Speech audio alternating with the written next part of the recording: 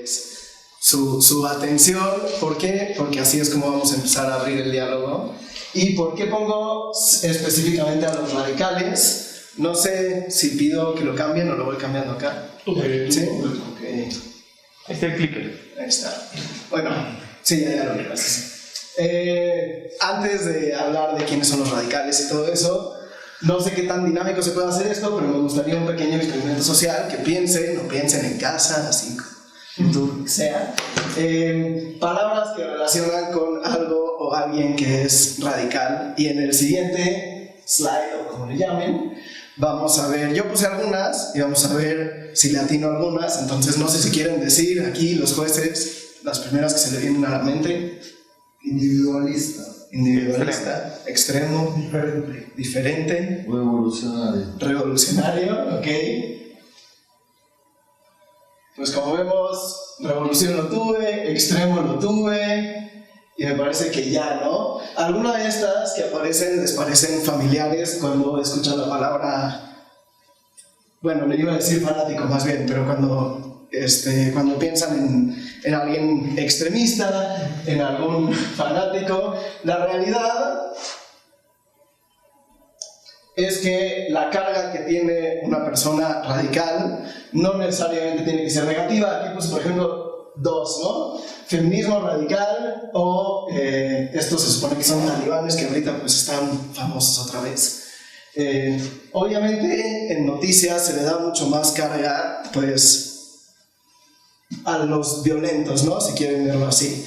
Y esos son los que consideramos como radicales, pero yo hoy les vengo a decir que tenemos que escucharlos. ¿Por qué? Porque aunque parezca que son los violentos, aunque parezca que son los extremistas, los individualistas, los ególatras, son los que a lo largo de la historia nos han pautado, nos han dado la pauta para los cambios sociales. Y bueno, antes de ello, ¿por qué nos es tan difícil escucharlos? Yo, cuando pienso en un extremista o en un fanático de algo contrario a lo que pienso, y voy a hablar, por ejemplo, de los, iba a decir pro vida, pero no me gusta decir antiaborto, porque es medio raro decir pro vida, todos somos pro vida, ¿no? Porque a mí, por ejemplo, me es tan difícil escuchar a un antiaborto, pues porque quizás me viene a decir, porque son muy religiosos, yo no comulgo nada, ¿no? A mí me van a decir, no, que porque es una vida y la tienes que respetar, y Dios. A mí me cuesta mucho trabajo, ¿por qué? Porque me mueven el tapete, ¿no? Son nuevas ideas, nuevas realidades, nuevas perspectivas a las que no estoy acostumbrado en absoluto. ¿Cuál es otra razón por la que es difícil escuchar a un radical? Porque es una otredad o una alteridad muy alejada a lo nuestro. Venimos de discursos diferentes. Es difícil escuchar cuando te están hablando casi en otro idioma. Y finalmente, nosotros estamos por lo general indispuestos. ¿Por qué? Porque cuando viene alguien alejado de lo que estamos acostumbrados a escuchar, pues es más fácil tirarlos de loco. Y entonces, ahora sí, ¿qué es lo que pasa a lo largo de la historia? Que lo que muchas veces consideramos radical se va convirtiendo en lo normal o en la norma. Puse ahí algunos ejemplos como en una pequeña línea de tiempo. Lo de las sufragistas inglesas, pues lo vamos a ver un poco en el siguiente slide. Tengo otro ejercicio chiquito. Pero bueno, en 1900, ¿no? A principios de siglo, empiezan a haber luchas de mujeres que se tornan en cierto momento violentas. Hubo arrestos, hubo violaciones. Y hoy en día pensamos pues que las mujeres deben de tener voto, ¿no? Como que no es una cosa radical pensar eso. En 1960, la lucha por los derechos civiles, pues también hoy en día, aunque sigue habiendo mucho racismo, ya no pensamos en que la segregación, por ejemplo, en las escuelas tiene que ser la norma, ¿no? La norma ya es que la diversidad en la clase, digamos, o la diversidad en nuestro mundo es lo que tendríamos que llegar a tratar de cumplir. Y bueno, ya ejemplos últimos, en los 2000 se empieza a hablar de matrimonio igualitario. También antes pensar en que dos hombres se casaran, pues no, la institución del matrimonio no lo permitía, ¿no? Y últimamente, o bueno, ahorita en México también, como estamos con lo de los amparos a la Suprema Corte y sacar tu permiso de la COFEPRIS o lo que sea, la despenalización de las drogas, que en Estados Unidos también lo vemos, ¿no? Oregon ya despenalizó hasta los hongos. Eso, si lo hablamos con nuestros papás o abuelos, pues probablemente era imposible de pensar.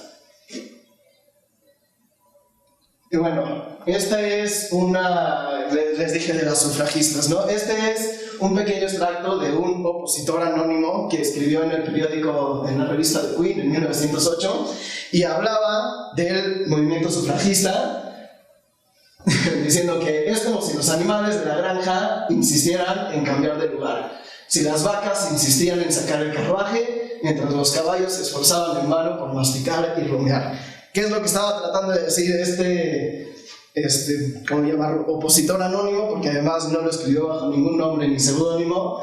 Pues que las mujeres no debían votar, ¿no? ¿Por qué? Porque no era el rol que les tocaba. Y eso, en 1908, obviamente no era una idea radical. Lo radical era pensar que las mujeres tenían cierta igualdad.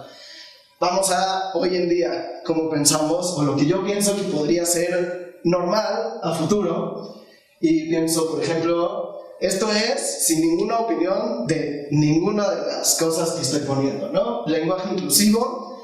En Argentina, por ejemplo, ya hablan con lenguaje inclusivo casi todos los jóvenes, ¿no? Gente de 18 a 25 ya habla con el lenguaje inclusivo, se está volviendo la norma. A mí, yo soy indiferente, realmente no creo que el lenguaje sea...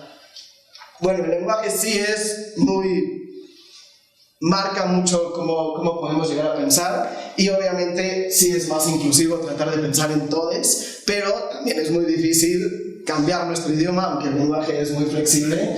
Otro de los radicalismos que en el futuro puede contemplarse pues, como una norma es el derecho de animales, de plantas, de lagos, de medio ambiente, que si hoy le preguntan a un abogado qué piensan de eso, seguramente les va a contestar que es una tontería, porque no es una persona, porque no puede tener derechos. Pero en adelante yo esperaría, por ejemplo, que sí se le empiecen a brindar derechos. Y una última es, por ejemplo, la corrección política, ¿no? Que muchos dicen que está matando la comedia.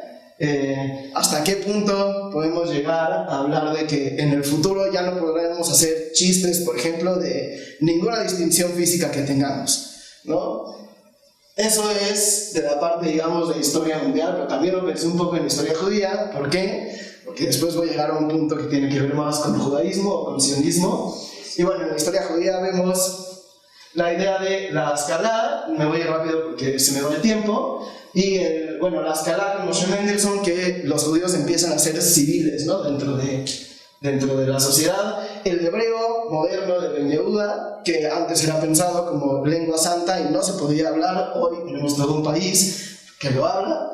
Y el mundismo, que también me lo voy a saltar para ir a esto que es el punto final, que es mi encrucijada radical. Y aquí les voy a pedir que, más bien les voy a recordar que les puedo mover el tapete, que lo planteo desde una otra edad, desde un contexto muy distinto a lo que estamos acostumbrados. Y lo último es, no estén indispuestos, no me tiren de a loco, porque viene la parte difícil, ¿no? Hablar de cuál es el punto radical que creo que no estamos escuchando y que deberíamos empezar a escuchar, y es sobre la cuestión del apartheid en Israel. ¿Por qué? No voy a leer las dos definiciones que tiene la ONU de lo que es el apartheid, pero sí hay que hacer una distinción de lo que era el apartheid en Sudáfrica, que fue un contexto histórico, y lo que se describe como crimen de apartheid. ¿Por qué hay que empezar a escucharlos? Porque, bueno, sí sabemos dónde están los territorios ocupados. ¿Por qué hay que empezar a escucharlos? Porque para mí el principal riesgo que tiene Israel hoy en día no son quienes viven en los territorios ocupados, son quienes están controlando los territorios ocupados, es decir, el gobierno de facto de Israel. ¿Por qué? Repito, no se trata de decir Israel es un gobierno apartheid, se trata de decir hay que escuchar a quienes nos están diciendo eso y por qué. Y los puntos principales de por qué hay que escuchar es que después de 50 años de una ocupación que iba a ser temporal, las reglas jurídicas, las leyes, las libertades que tienen los ciudadanos, los 5 millones de ciudadanos que hay, bueno, no les puedes llamar ciudadanos, porque no tienen ciudadanía completa, ¿no? Pero esas 5 millones de personas no tienen la misma legalidad, la misma situación jurídica que los demás ciudadanos israelíes y también que los ciudadanos, ¿cómo se llaman? Los settlers, los que van a asentarse, ¿no? Bueno, esta excusa ya es... ¿Eso es que se acabó el tiempo? Okay. No, pero sí. Eso sí se acabó, pero no pasa. No, bueno, la otra era la distinción territorial. Y, por ejemplo, yo, si decido hacer Aliyah y me voy como Oleh Hadash, tengo más facilidad de construir mi casa en territorios ocupados, más allá de la línea del 67, que las que tiene un palestino que lleva viviendo ahí los últimos 50 años. Y ¿por qué hay que escuchar a quienes nos dicen esto es un estado de apartheid? Porque realmente existen muchas diferencias entre los ciudadanos en una misma zona y Israel como un estado democrático no podría permitirse eso. Y con eso termino, si tienen alguna duda. Gracias.